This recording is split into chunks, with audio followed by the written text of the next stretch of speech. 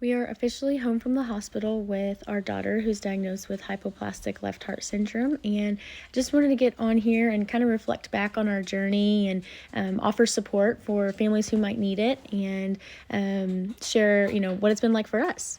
So from the beginning, what this looked like was changing a lot of our prenatal care. We had a really diligent OB team who was able to find this diagnosis for us before Lainey was even here, and that doesn't always happen. Sometimes, moms walk into labor and delivery and find out, as their baby's born, that they have a diagnosis like this. So for us, what that looked like, since we did know, was we completely transferred care to a high-risk office where we could deliver downtown to have the level 4 NICU attached to the hospital I was delivering at.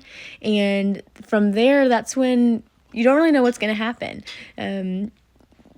But depending on her stability, she could have surgery immediately, or she could have surgery in 2 to 3 days.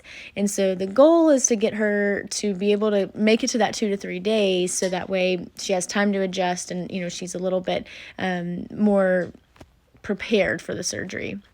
And for us, that was the case. We were able to give her a couple days, and then she had her first surgery at 3 days old, which was the more traditional HLHS first procedure called the Norwood. And so in this procedure, they begin bypassing the left side of the heart and reroute the blood to only use the right ventricles.